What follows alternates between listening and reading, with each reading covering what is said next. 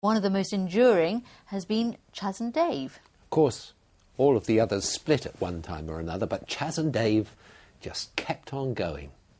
Until now. The pair have split, so it's just Chas and no Dave.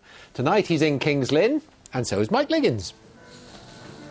Hi Stuart, welcome to the King's Lynn Corn Exchange. Yes, in July, Dave's wife Sue very sadly died from cancer. At that point, Dave decided that it was time to retire. For Chas and Dave, it's the end of an era. Chas Hodges and Dave Peacock released their first album in 1975. With their Cockney vocals and love of rock and roll, they invented what became known as Rockney. And in 1979, they had their first hit with Gertcha. When the kids are swinging on the gate, when the paper boy... You could hardly say Chas and Dave were cool, but they supported Led Zeppelin at Nebworth, played Glastonbury in 2005, and they have earned a place in the UK's Pop Music Hall of Fame. So here he is, the showbiz legend that is Chas Hodges. What's it like to be without Dave? Sad? Yeah? Of course, yeah. I mean, Dave's been my pal since the early 60s. It's not really too strange being on stage without him because I've done a few things for the last 3 or 4 years. I've been doing some stuff as Chas and his band alongside Chas and Dave. But yeah, this is the first time that I can go on stage and think, no, there's going to be no more Chas and Dave stage show, so it is sad, yeah. Let's talk about the music then. You've had lots of hits over the years, Chas. What's your favourite? Ain't No Pleasing You, if I got to pick one. Go on then. Yeah, OK. Give us a burst. Built my life around you, did what I thought was right. You never cared about me, and I've seen the light. But oh, darling, I'm a-leaving. That's what I'm gonna do. Brilliant.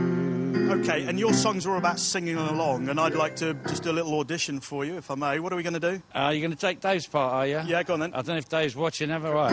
I don't care, I don't care, I don't care, I don't care, I don't care, I don't care, I don't care, I don't care, I don't care, I don't care, I don't care, I don't care, I don't care, I don't care, I don't care, I don't care, I don't care, I don't care. Let him have a sort it out. I don't care. Let him have a sort it out. Hey! I was okay. Yeah, you've got to keep going on the I don't care. I don't care. I don't care. Just a brief mention for a couple of the gigs that are coming along. I've written them down here. In St Neots at the end of November and in Kettering mid-December. Did I get the job? Yeah, got one more. I don't care, I don't care, I don't care, I don't care, I don't care, I don't care, I don't care, I don't care. I think you might have a job. Great partnership there. Chas and Mike. He's in his element. He is, I think he loved it. And surprisingly in tune. Well, we have to say thank you very much to Robin, first of all, for letting us know about the village pond at Wattisfield. It's so dry. In fact, a lot of the locals have said they've never seen it so dry. And as you can see from this photograph taken by Keith, the village pond at Heacham in Norfolk, well, is in the same kind of state.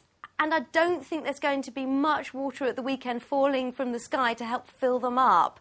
More about that in a moment, but let's talk about this evening and tonight first. You can see an awful lot of cloud out there, the thickest in the north, still with the potential to produce an odd spot or two of light rain and drizzle.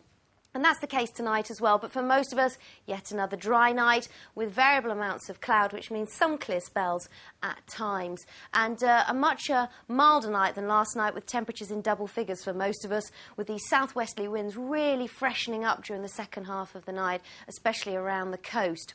And you can see why. Low pressure is centred over Scotland. The isobars are very close together, indicating it is going to be windy. We've got this cold front pushing down from the northwest, but it's running into high pressure, so it'll be weakening all the time.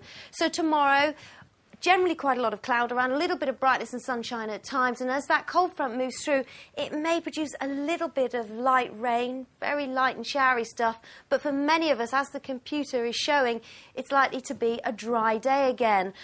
Temperatures, well, a little academic really, because it's going to be very windy tomorrow. We're looking at a fresh southwesterly inland, strong to near gale force around the coast. Here we could have gusts of up to 50 miles an hour, inland up to 45 miles per hour. so a very windy spell of weather on Saturday. By Sunday, though, those winds ease down. They become more northwesterly in direction, and Sunday is looking a dry day with a better chance of seeing some sunshine. And it looks like some decent sunny spells on Monday, and much lighter winds. And then Tuesday and Wednesday. Now, if you're desperate for rainfall, Tuesday is the day which now stands the best chance of producing some heavy and fairly persistent rainfall. And some of us could still hold on to some showery rain on Wednesday too.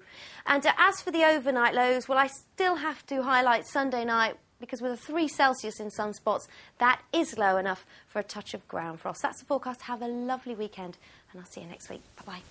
Thank you very much indeed. That's it from all of us. Thanks for your company this week. We'll see you next week. Have a great weekend. Bye.